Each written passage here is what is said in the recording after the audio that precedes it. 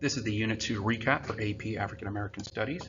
We started off looking at the economics of slavery, and we wanted to figure out at the start what was slavery about, race, politics, or economics. We looked at the amount of labor that was needed to develop a civilization and the labor hands that would be needed to eventually turn all of this vegetation into a society. To recap, we did look at African American empires in Unit 1. And why is that important for Unit 2? Because the coast is going to be used for that transatlantic slave trade where Africans will be exported from this particular part of Africa to their final destination. We spent some time watching this video, and the video shows the African American diaspora from Africa to Central, South, and North America. We looked at the economics of slavery.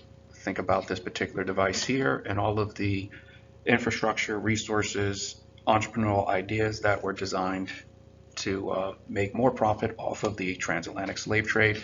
This device here used to prevent slaves from running. And eventually in the United States, we're going to get to permanent involuntary hereditary servitude, and this is going to be done by a series. We transition to the slave codes, and the slave codes were a series of laws. Here they are in this timeline, and the laws basically were designed to take away the status of the free African to eventually get to permanent involuntary hereditary servitude. How does that happen? Through a series of laws, and here we have the dates for those legislative pieces. We then transition to African explorers and departure zones, and this one looked at conquistadors and how there were slaves and Africans with the conquistadors. And Juan Jarito, one of the conquistadors as an African, is a military official, and this individual represents Africans in the Americas prior to permanent involuntary hereditary servitude. That's what that image is. And in this particular piece here, he's looking at trying to get payment through his petition to try to get paid for his involvement as a soldier, which basically the point being made here is that, again, prior to the American version of slavery, there was an opportunity for somebody to become free. There was an opportunity for payment. There was an opportunity for your children not to be subjected to the brutalities of slavery. That's something that was specific to the United States. The transatlantic slave trade, again, looking at the exodus from Africa to the final destination. Some of the images depicting the Middle Passage.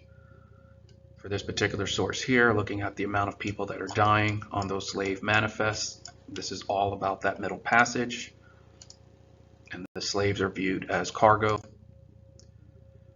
Here is that source where Quijano is describing what it was like to be part of that Middle Passage. And then the next section was on resistance and the second Middle Passage. And this section here looks at some of the slaves who would either be defiant on the Middle Passage, sometimes committing suicide as a result of being subjected to the tight packing, which is what the image here is showing you, a slave ship and the tight packing of that particular vessel, which will eventually lead to some of the revolts on some of the slave ships. We looked at Amistad. There are some slides with the Amistad trial hearing. That's what this particular source here is about. And that second Middle Passage, the difference between the Middle Passage and the Middle Passage is about going from Africa to your destination. The second Middle Passage is from where you arrive in the Americas, and then when you get to your final, destination, which is probably going to be to the person who purchases you. There's a section on slave labor and slave codes. Here we have another source depicting describing what it was like to be enslaved. And again, that transition to permanent involuntary hereditary servitude using the laws. And here we see some of the laws zoomed in. Massachusetts, the first colony to recognize slavery. We have Virginia, Maryland, New York. We have a series of local laws that are designed to slowly get us to permanent involuntary hereditary servitude. Here we see yet another law. This one comes up twice, 1724, and then once again after the Stonewall Rebellion. And the Stonewall Rebellion, you start to see slaves protesting and rebelling against the institution of slavery. And as a result of that, we then get another law that's passed that basically says that slaves are not allowed to be out in public without any sort of assistance. They're not allowed to carry any sort of weaponry.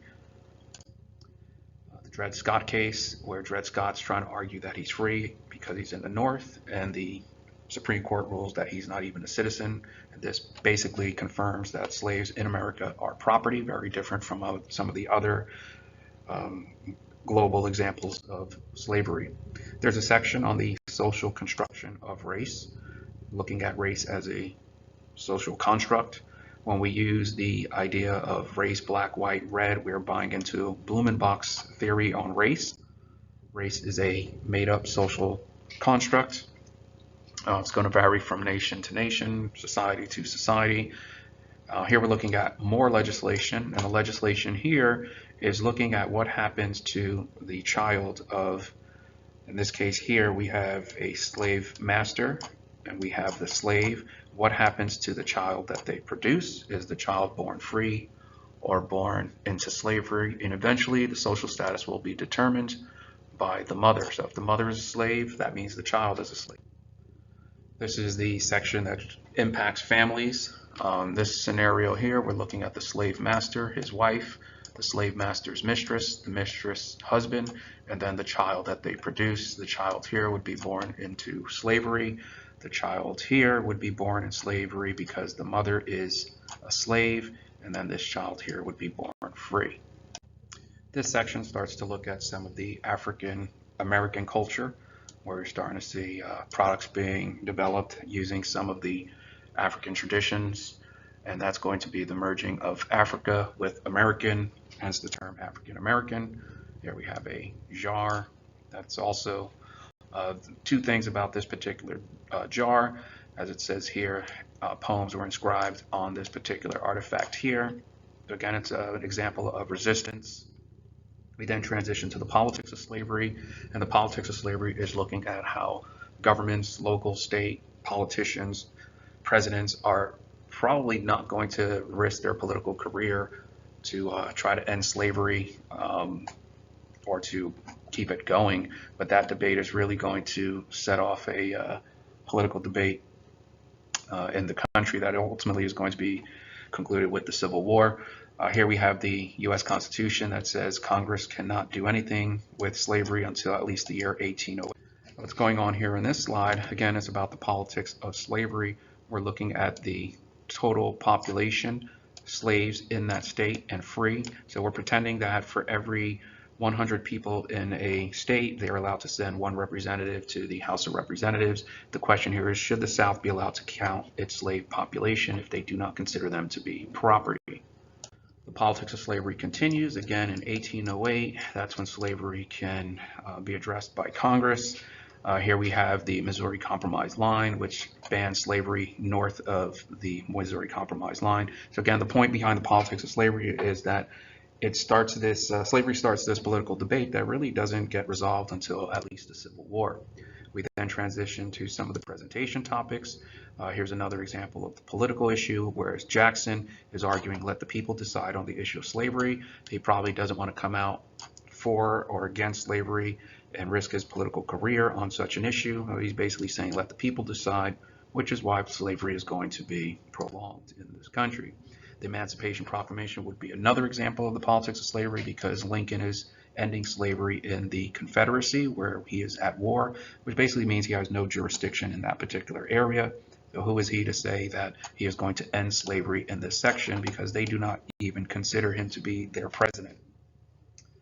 The presentation topics also address the post-Civil War. So we're looking at slavery, segregation, and then some of the events that take place after the Civil Rights Movement.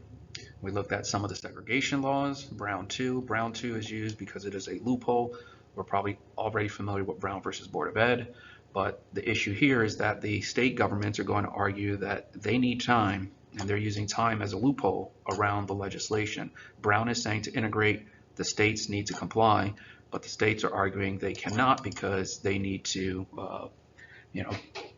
they need some time to end the practice of segregation, which is why the federal government passes Brown 2.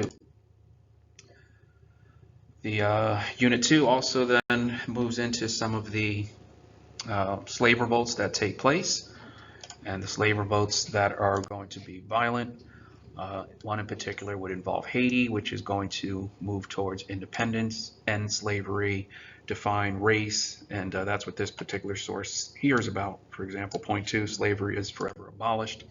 And the concern here is that with those slave revolutions, is this going to inspire slaves in the United States? Here we have a Louisiana slave revolt, and letter from Thomas Jefferson to Rufus King, who's looking at the situation here. And the state of Virginia broke out into actual insurrection. This was easily suppressed. So these documents represent some of the fears by politicians and other officials who are looking at one slave revolt being successful and how that might inspire other revolts to take place. We then transition to Black organizing in the North. And here we're looking at the Black population in the North and what they're doing to address the issue of slavery and race in America. Here we have some examples here. We're looking at Nat Turner. We're looking at some sort of violent protests. Denmark Vesey, who wants to basically go back to Africa. Maria Stewart. Here we have Henry Highland Garnett spoke at the National Negro Convention. If he's speaking at a convention, that tells us that African Americans are starting to get politically active.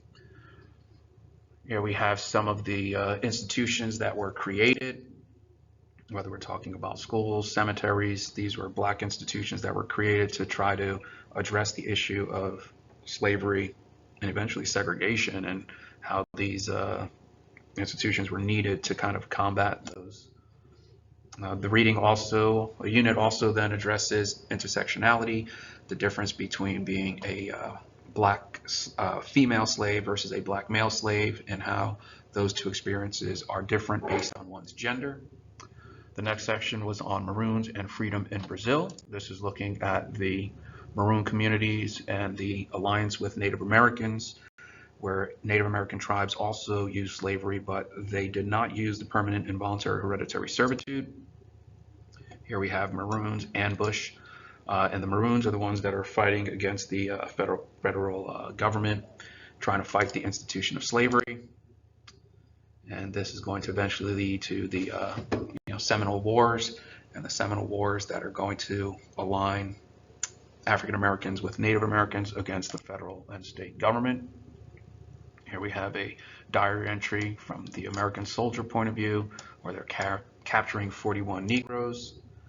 We then moved on to immigration and political thinking. And the main point here is that slavery, how do you go about ending it? There's different types of strategies, solutions, political thoughts, and this is going to also impact the civil rights movement, and possibly even present day, where there's a racial issue that's trying to be resolved, and different leaders have different opinions about how they should try to end whatever discriminatory practice they're encountering. As you look at this slide here, moral suasion, radical resistance. Moral suasion is about trying to appeal to the good morals of the people who are enslaving or are supportive of the institution of segregation. And that's what these three individuals here represent. Three different ideas with regard to trying to address the issue of slavery. Actually would be four. The next section was on the Underground Railroad, and the Underground Railroad trying to move people from the South into the North. And the issue here is that the federal government, represented by this star, is going to get involved by passing this Fugitive Slave Act, which is going to say that any slave that is from the South in the North, they are no longer free just because they're in the North. They have to be returned because ultimately they are property. And that's what these images here represent. They're looking for this particular individual. Harriet Tubman, here we have a source from Harriet Tubman and some of the things that she did to try to assist as a Underground Railroad operative. There's a section that talks about rape and sexual assault. When you look at those sources, it's pretty much the slave master being in a position of power with a female slave who is his property. And we can see this particular image here. In one case, you want to engage in a relationship, but you're also willing to beat the slave as a method of slave breaking, which brings us back to these particular images that we addressed before. In this image, the slave master with the slave, and here you have the third party who is crying because he has no power to stop the sexual assault that is about to take place. The unit ends with the Civil War. And the Civil War, we've already addressed the Emancipation Proclamation, and the Civil War section pretty much is looking at the contribution of African Americans during the Civil War, because they did not just sit back passively and do nothing. That's the significance of this particular image. I believe there's also a poem. Here's that particular source here. And we end with the General Order number 3, the ending of the Civil War, and eventually the 13th, 14th, and 15th Amendment. So a quick recap on Unit 2. How did slaves get to the Americas? How did U.S. slavery differ from other places? I used the example of Native America. You can look at Portugal, at the conquistadors. The United States was definitely concerned about permanent involuntary hereditary servitude. The debate about why slavery lasted so long, was it about race, politics, or economics? It's probably a mixture of the economics and politics first, which eventually then leads us to a racial issue. The politics of ending slavery is resolved with the Civil War, and the fight to end slavery begins when different leaders come forward and have different solutions regarding how to end the institution of slavery.